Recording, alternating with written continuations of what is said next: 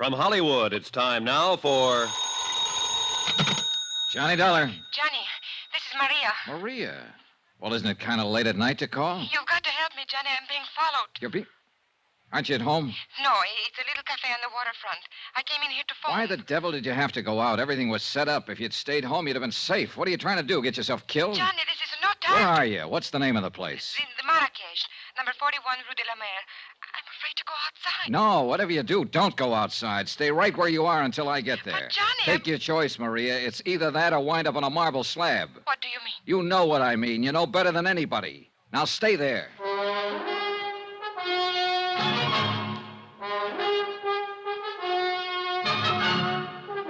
Tonight and every weekday night, Bob Bailey in the transcribed adventures of the man with the action-packed expense account, America's fabulous freelance insurance investigator. Yours truly, Johnny Dollar.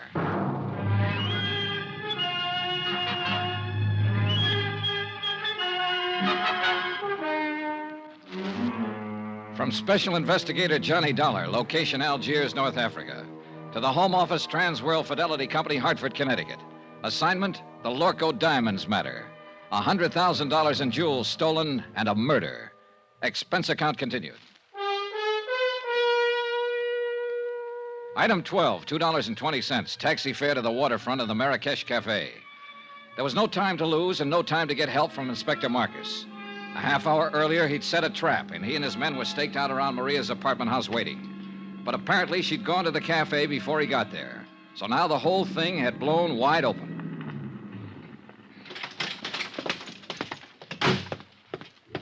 The Rue de la Mer was a dead-end street close to the water, deserted at this hour of night. A couple of dim street lights and a light over the door of the Marrakesh Cafe. Everything else was in darkness. There was no movement, no sign of life. Over here, Johnny.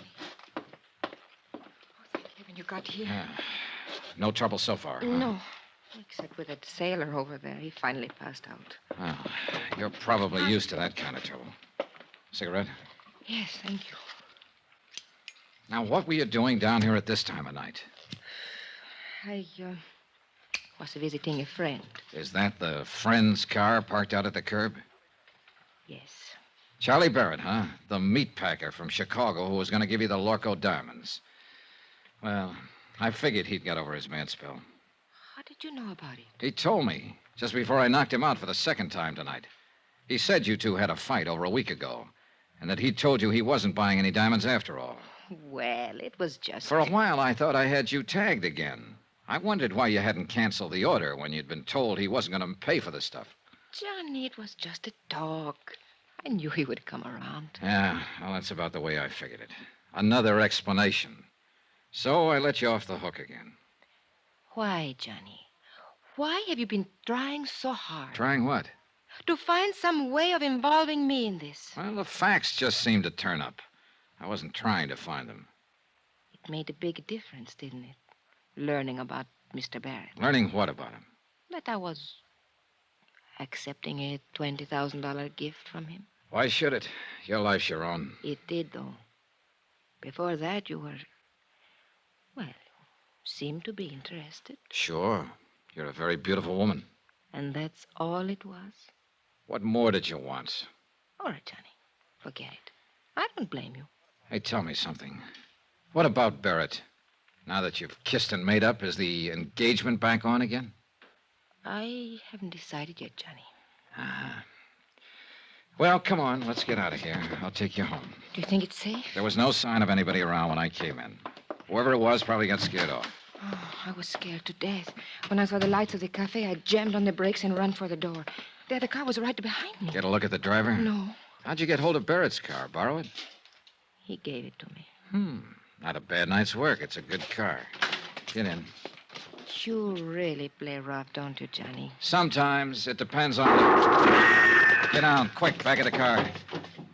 It came from across the street. It's pitch black over there. What are you going to do? Look, Maria, you're safe as long as you're back of the car here. What about you? I can't get a shot from here. I'm pinned down. I'm going to make a run for that stone curb. Try to draw a shot and see where the flash comes from. Be careful, Johnny. Oh, don't worry, kid. I'm the carefulest guy you ever saw. All right, now sit tight. Here goes. Are you all right, Johnny? Yeah, I think I got him spotted. Let's see just how close I can... There's somebody running away. Yeah, so do I. Oh, where the devil? Why don't they get some streetlights down there? That car that's starting up. Yeah, I see it. They're getting away. One lucky shot, my... Ah. Give me your keys. Wait here. I'm going after No, them. no, I'm going with you. Then pile in. Hurry up. Let's go. A few blocks away, I picked up the taillights of the other car and poured on the gas to keep hanging on. We roared through the empty streets along the waterfront, then swung into the coast road and headed out of the city. The model I was driving had been built for road racing, and barring accidents, I didn't figure the car ahead had much chance of shaking me. It was a narrow, winding road following the rocky edge of the headlands, and the curves were sharp and dangerous, especially at the speed we were traveling. Finally, it happened. The car ahead roared up a steep grade and missed the curve at the top. It rolled over and over, the headlights cutting crazy patterns in the blackness as it plunged down towards the beach.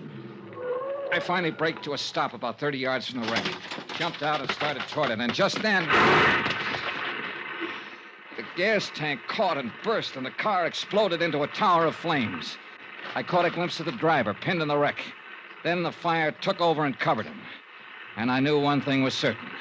He'd had it.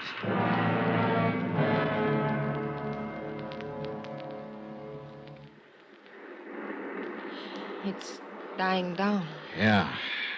The gasoline is all burned now. What a terrible way to die. What way isn't? I guess... Johnny, could I have a cigarette, please?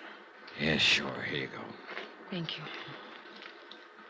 Yeah, light up, Maria, while you watch him burn. What a horrible thing to say. It's quite a relief, though, isn't it, knowing you're safe now? Well, of course it's a relief when someone has just tried to kill you and now you know that they... That's true, but it's not what I meant. I don't think I understand you. What I meant was you're safe because now he won't be able to talk. Able to... Who won't be able? Do you mean you know who's in that car? Of course, and so do you. It's the customs property agent, Andre Jardine. Andre? Sure. Who else would have any reason to kill you, since he was the only one left after... Oh, I guess you haven't heard about it yet. Bobo's dead, too. What? Who is Bobo? Your other partner. Andre shot him in the back earlier tonight up in the Casbah. So you're doubly safe now, Maria. They're both dead. And for everything else, you've got an explanation. With just one exception. I don't even know what you're talking Oh, about. now, don't be modest. Actually, it was quite a scheme, whether you thought it up or Andre Oh, did. you are out of your mind. The idea was to make sure the diamond courier died, either on the plane or at least before he got through customs. That way, the courier's briefcase would be sent to Andre's office.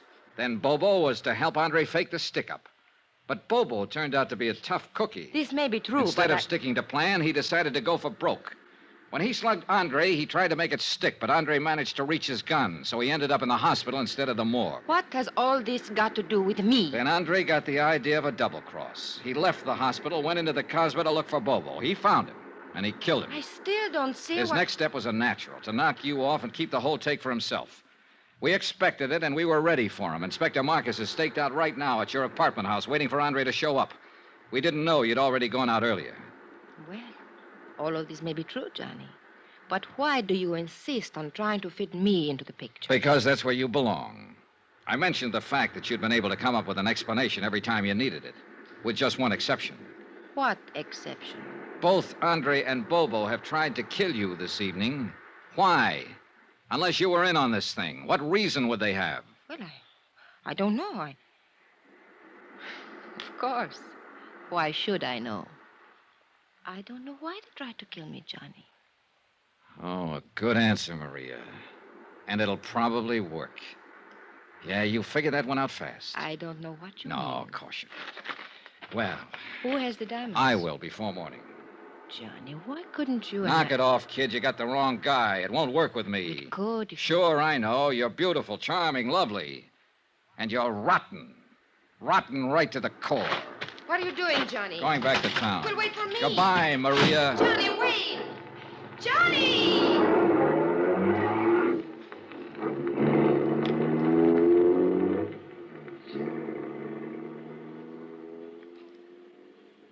An hour later, I was out at the air terminal in the customs property office watching Inspector Marcus open a vault. Mon Dieu, what a nuisance. Always they make these combinations so difficult. That's the general idea, Inspector. True, but still one would think there we are. And now, if you are correct, Monsieur Dollar, we shall soon have our hands There, on... that briefcase in the corner. Mais oui. It is the one. Good. Let's have a look at it. It will be necessary to force the lock. Here, pry it open with this. Looks like an easy one. It is merely a matter of... Voila. Ooh, beautiful, no? Yeah. Too beautiful. Tell me something, Monsieur Dollar. What made you know that Andre Jourdain was guilty? Something Bobo said just before he died. Hmm? Yeah. He confessed he was the man who had slugged Andre. But Andre had described his assailant as tall and thin. Bobo was short with a stocky build. Andre had lied. And all this time, the diamonds were right here in this vault to which Andre, as property agent, had access. Can you think of a safer place? Hey, Inspector, what about Maria D'Attolia? Well, I am inclined to agree with you, Monsieur Dollar, but, well... Yeah, I know. Nothing but suspicion. Precisely. If I were to file charges and bring her to trial on such evidence as this, well, she would cry a little, perhaps, and look very beautiful. And, monsieur, the court would hang me, not her. Yeah, you're right. You could never make it stick. C'est la vie.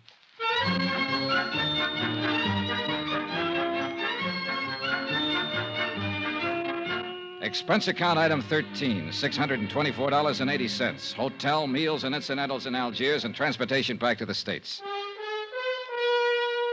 Expense account total, $1,214.60. End of expense account. End of report. Remarks? Social item. To be circulated widely. The Countess Maria D'Attolia was married yesterday to C.K. Barrett, a big tycoon in the meat business. The happy couple will make their home in Chicago. All companies in that area who may be asked to underwrite insurance on the life of C.K. Barrett don't. Yours truly, Johnny Dollar.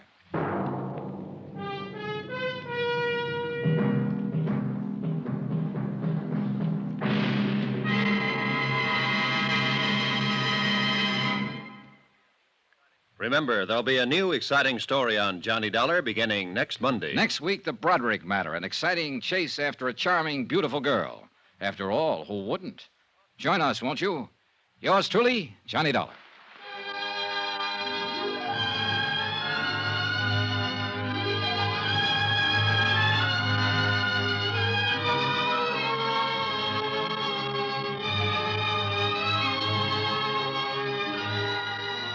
Yours truly, Johnny Dollar, starring Bob Bailey, is transcribed in Hollywood. Written by Les Crutchfield, it is produced and directed by Jack Johnstone. Heard in this week's cast were Lillian Baeff, Jack Moyles, Victor Perrin, C.K. Barrett, Lawrence Dobkin, Forrest Lewis, and Jay Novello. Musical supervision by Amerigo Marino. Be sure to join us on Monday night, same time and station, for another exciting story of Yours truly, Johnny Dollar. Roy Rowan speaking.